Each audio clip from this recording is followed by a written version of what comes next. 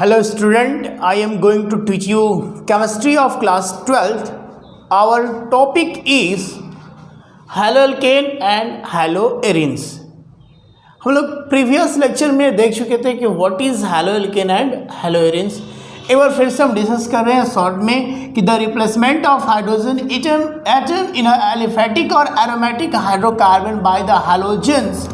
Halogen atom, ये important ध्यान रखना है बेटा कि हैलोजेंस एटम ही हाइड्रोजन एटम को डिस्प्लेसमेंट कर सकते हैं. एग्जाम्पल के रूप में ये आपका क्या है बेटा, तो मीथेन है. मीथेन में एक हाइड्रोजन, दैट मीन्स कि ये एक हाइड्रोकार्बन है और हाइड्रोकार्बन में ये एल्केन फैमिली से बिलोंग करता है. और इस हाइड्रोकार्बन एल्केन में से जो एक हाइड्रोजन है वह हाइलोजेंस एलिमेंट के द्वारा अगर रिप्लेसमेंट हो रहा है, दैट मीन्स कि हाइलोजन एटम आएगा और हाइड्रोजन को रिप्लेसमेंट करेगा और उसकी पोजीशन को अचीव कर लेगा. यानी the replacement of hydrogen atom in aliphatic और aromatic by the halogens element, और इन्हीं को हम लोग बोलते हैं हाइलोजेंस एलिमेंट, जिसमें हाइलोजेंस एलिमेंट में फ्लोरीन आता है, क्लोरीन आता है, ब्रोमीन आता है, आयोडीन आता है. यही चार एलिमेंटों को हम लोग हाइलोजेंस फैमिली या हाइलोजेंस ग्रुप्स यानी हाइलोजेंस एलिमेंट कहते हैं. और हाइड्रोजन को हटाइए और वहाँ पे चार में से किसी एक को जोड़ दीजिए तो आपका बन जाएगा हाइलो एल्केन. यानी हाइलो एल्केन ही बनता है. एक चीज़ ध्यान यहाँ रखना है कि हमेशा रिप्लेसमेंट किसके द्वारा होगा, तो हाइलोजेंस एटम के द्वारा. ये हम लोग प्रीवियस लेक्चर्स में पढ़ चुके थे कि what is haloalkane and haloarenes. हम लोग बात कर रहे थे क्लासिफिकेशन की, तो क्लासिफिकेशन यानी classification of haloalkane and haloarenes. तो पहला क्लासिफिकेशन है on the basis of number of halogen atom. यानी अगर किसी भी ऑर्गेनिक कंपाउंड या हाइलोएरीन या हाइलोएल्केन की हम लोग बात करें तो किसी भी ऑर्गेनिक कंपाउंड में कितने नंबर ऑफ हाइलोजेंस एटम है, इसके बेसिस पर एल्केन यानी हाइलोएल्केन और हाइलोएरीन को तीन भागों में डिवाइड किया गया है. पहला, अगर जिसमें एक हाइलोजेंस एलिमेंट रहता है उसको हम लोग बोलते हैं मोनो हाइलोएल्केन. ठीक है, जिसमें दो रहता है उसको बोलते हैं डाई हाइलोएल्केन, जिसमें तीन रहता है उसको बोलते हैं ट्राई हाइलोएल्केन. यानी कुल मिला के ये डिपेंड कर रहा है on the number of halogens atom. एक रहता है तो मोनो, दो रहेगा तो डाई, तीन रहेगा तो ट्राई हाइलोएल्केन कहते हैं. ठीक उसी तरह से हाइलोएरीन में भी अगर एक रहता है तो मोनो हाइलोएरीन बोलते हैं. अगर दो हाइलोजेंस एटम रहते हैं तो डाई हाइलोएरीन बोला जाता है. अगर तीन हाइड्रोजन एटम है तो उनको हम लोग ट्राई हाइलोएरीन बोलते हैं. ठीक है, इस चीज़ पर ध्यान रखना है कि on the basis of number of halogens atom, haloalkane and haloarene are classified into three type. First one monohaloalkane, second one dihaloalkane, third one trihaloalkane. यहाँ मोनोहैलोएरीन हो जाएगा, ठीक उसी तरह से डाईहैलोएरीन हो जाएगा, ठीक उसी तरह से ट्राईहैलोएरीन हो जाएगा. अब जो हम लोग का दूसरा क्लासिफिकेशन है compound containing sp3CX bond. That means कि ये जो कार्बन होता है या कार्बन में sp3 हाइब्रिडाइजेशन होना चाहिए, यानी sp3 हाइब्रिडाइज कार्बन हो.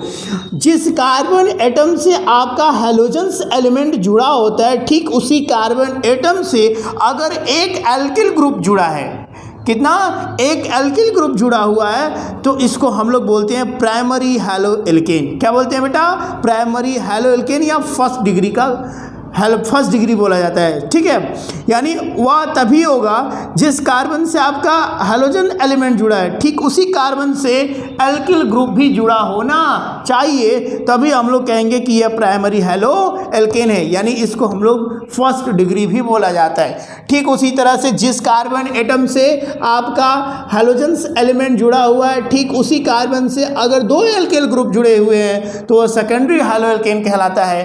अगर ठीक इसी तरह से अगर आपका जिस कार्बन एटम से यानी जिस कार्बन एटम से हाइलोजेंस एलिमेंट जुड़ा होता है, अगर उसी कार्बन से आपके तीन एल्किलिक ग्रुप जुड़े होते हैं तो उनको हम लोग बोलते हैं टर्सरी हाइलोएल्केन या फिर थर्ड डिग्री बोलते हैं, ठीक है। तो on the basis of compound containing sp3 hybridised, that means कि इस कार्बन में देख लीजिए 1 2 3 4 4 सिग्मा, यानी जिसमें 4 सिग्मा होता है वो कौन सा उसमें हाइब्रिडाइजेशन होता है, sp3 हाइब्रिडाइजेशन होता है। कौन सा होता है, sp3। तो ये कार्बन sp3 हाइब्रिडाइज होने चाहिए।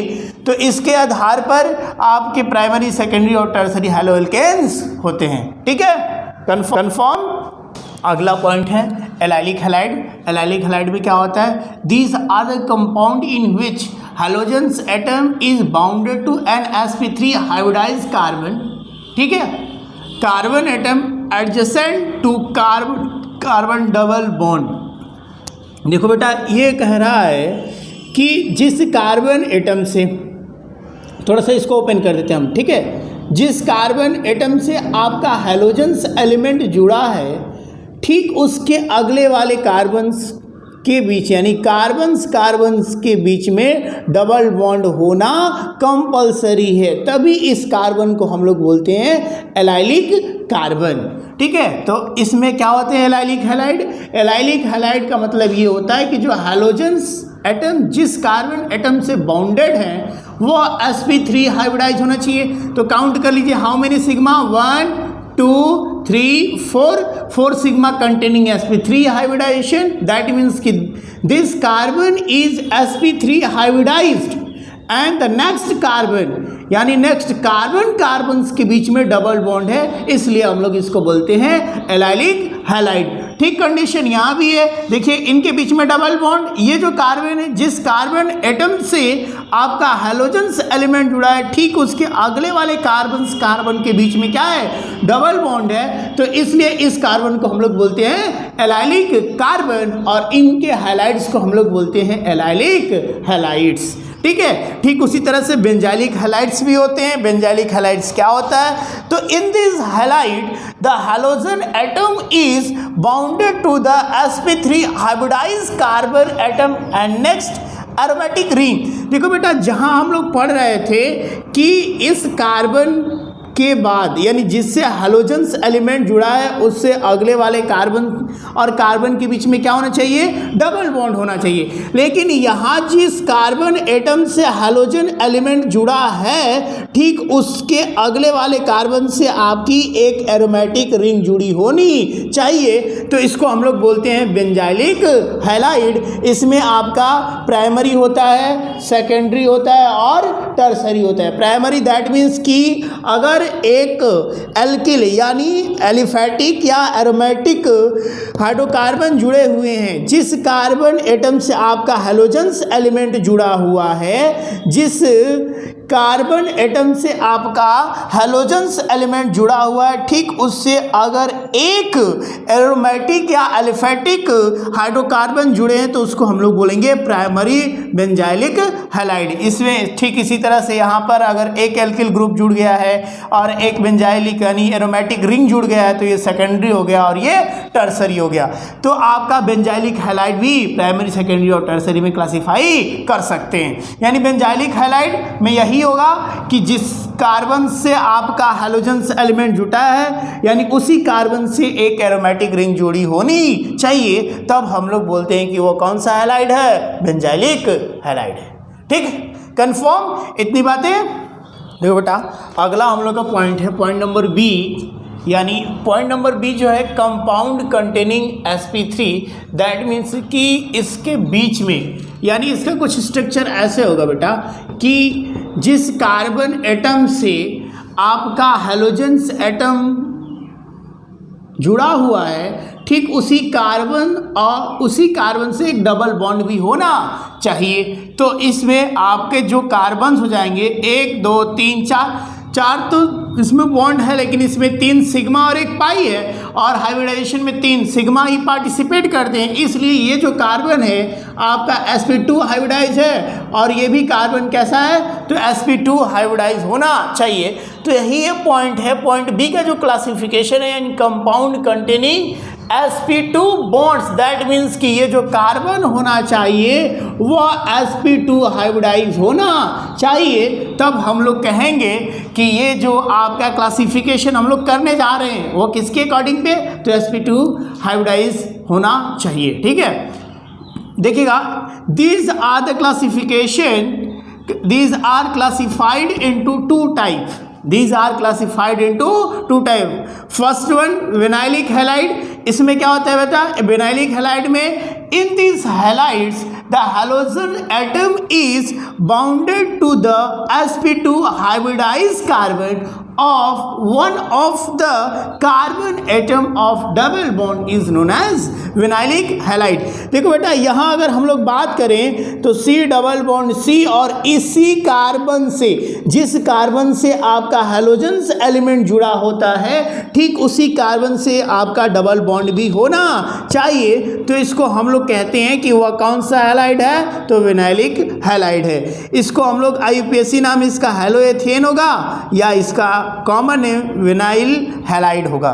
ठीक है, ठीक उसी तरह से यहाँ भी इसका IUPAC नेम, देखो यहाँ जिस कार्बन एटम से हैलोजेंस एलिमेंट जुड़ा है, ठीक उससे क्या जुड़ा हुआ है, तो डबल बॉन्ड जुड़ा है, इसका IUPAC नेम 1 हेलो साइक्लोहेक्स 1 इन होता है। ठीक है, अगला पॉइंट है हम लोग का, अगला पॉइंट है वह आपका एरिल हैलाइड है। ठीक है, अगर एरिल हैलाइड की बात करेंगे तो इसमें होता है in these halides the halogen atom is bounded to sp2 hybridise carbon atom of an aromatic ring, यानी जिस कार्बन एटम से आपका हैलोजेंस एलिमेंट जुड़ा हुआ है, क्या जुड़ा हुआ है, हैलोजेंस एलिमेंट जुड़ा हुआ है, ठीक उसी कार्बन से आपका बेंजीन रिंग भी होना चाहिए, यानी दैट मीन्स कि एरोमेटिक रिंग, क्या है बेटा, एरोमेटिक रिंग, तो उसको हम लोग कहते हैं एरिल हैलाइड, या फिर इसका नाम ही होता है हेलोबेंजीन,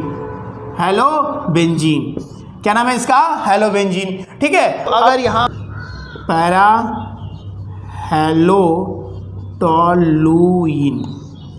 ठीक है, कंफर्म, इतनी बातें कंफर्म हो गई। चलो बेटा, अगर अगला पॉइंट है हम लोग का IUPAC nomenclature of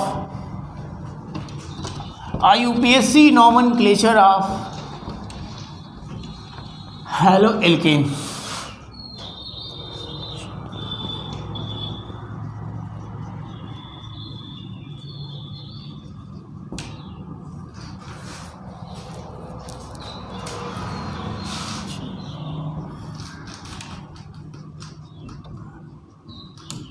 IUPAC nomenclature of haloalkane. ठीक है, तो IUPAC नेम लिखने का दो फॉर्मूला है। पहला, इसमें एक आपका फंक्शनल ग्रुप रहता है, तो फंक्शनल ग्रुप को हम लोग प्रायोरिटी देते हैं। अगर फंक्शनल ग्रुप नहीं है तो डबल बॉन्ड नहीं है तो ट्रिपल बॉन्ड नहीं है तो प्रीफिक्स को देते हैं। ठीक है, ये नंबरिंग करने का रूल है।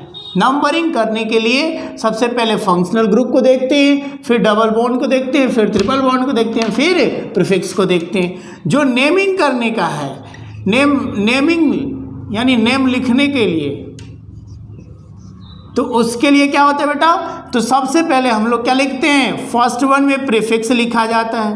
ठीक है, प्रीफिक्स लिखते हैं, फिर रूट नेम लिखा जाता है। रूट नेम में हमेशा आप लोग नंबर ऑफ कार्बन एटम ही लिखेंगे। क्या लिखेंगे, नंबर ऑफ कार्बन एटम। फिर डबल बॉन्ड का इन लिखेंगे, फिर से ट्रिपल बॉन्ड का आइन लिखेंगे, उसके बाद सफिक्स ऑफ फंक्शनल ग्रुप। ठीक है, एक एग्जाम्पल के रूप में हम दिखा रहे हैं आपको। जैसे एग्जाम्पल कैसे लिखा जाएगा IUPAC name, CH3 CH2 CH2I।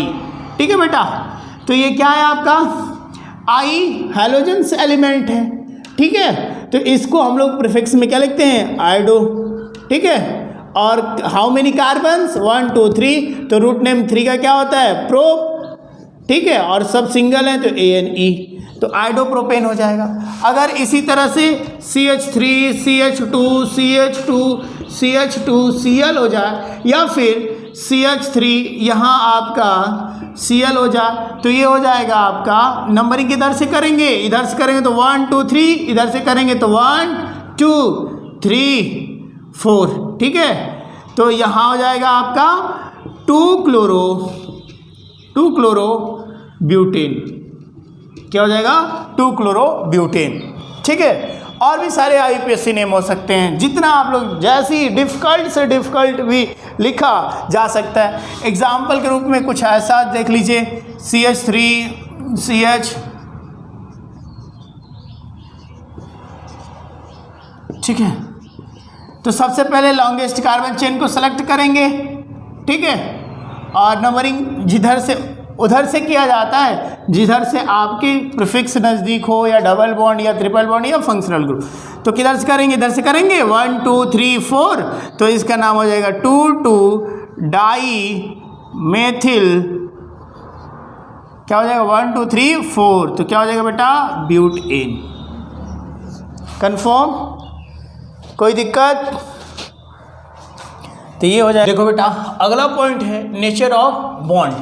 Nature of bond का मतलब ये कि जो हैलोजेंस एटम होते हैं वह मोर इलेक्ट्रोनेगेटिव होते हैं। मोर इलेक्ट्रोनेगेटिव का मतलब कि फ्लोरीन हो, क्लोरीन हो, ब्रोमीन हो, आयोडीन है, ये जितने भी हैलोजेंस एटम होते हैं वो मोर इलेक्ट्रोनेगेटिव होते हैं। इलेक्ट्रोनेगेटिव का मीनिंग होता है the tendency of an atom to attract the shared pair of electron. Example के रूप में अगर हम लोग बात करें तो कार्बन और हैलोजेंस एलिमेंट के बीच में जो बॉन्ड बना हुआ है, कार्बन और हाइड्रोजन के बीच में जो बॉन्ड बना है वो आपका कोवेलेंट बॉन्ड है। यानी ये covalent bond due to the mutual sharing of electron से बना हुआ है। इसके बीच में इलेक्ट्रॉन की शेयरिंग हुई है, तो ये जो हैलोजेंस एटम होते हैं वो उसकी इलेक्ट्रोनेगेटिविटी ज़्यादा होती है as comparison to carbon atom. यानी अगर जिस इलेक्ट्रॉन की शेयरिंग हुई है तो ये जो शेयर्ड पेयर्ड इलेक्ट्रॉन है, यह शेयर्ड पेयर्ड इलेक्ट्रॉन को अपनी तरफ ये कौन खींच लेता है? तो हैलोजेंस एटम खींच लेते हैं। जो ही इस पर खींचते हैं तो इस पर डेंसिटी ऑफ इलेक्ट्रॉन ज़्यादा होती है और पार्शियली ये रूप से इस पर निगेटिव चार्ज आ जाता है। उतना ही सेम अमाउंट में पार्शियली रूप से यहाँ पर क्या आता है? Negative positive charge. यानी कार्बन के ऊपर पॉजिटिव चार्ज और हैलोजेंस के ऊपर निगेटिव चार्ज। इस तरीके से यह बॉन्ड क्या हो जाता है? वीक हो जाता है। और अगर इस पर थोड़ी सी भी फोर्स ऑफ अट्रैक्शन क्या होती है, इन दोनों के बीच में थोड़ी सी वीक हो जाती है और बॉन्ड कैसा हो जाता है? पोलर हो जाता है। यानी एक तरफ प्लस और दूसरी तरफ माइनस, और इनके बीच में क्या हो जाती है? कुछ डिस्टेंस हो जाती है। तो इस तरीके से हम लोग कहते हैं ये बॉन्ड क्या हो गए हैं? पोलर हो गए हैं। कैसे है बॉन्ड? पोलर है। दैट मीन्स कि वीक फोर्स, अपनी वीक बॉन्ड हो गया है, ये आसानी से क्या होते हैं? टूट सकते हैं।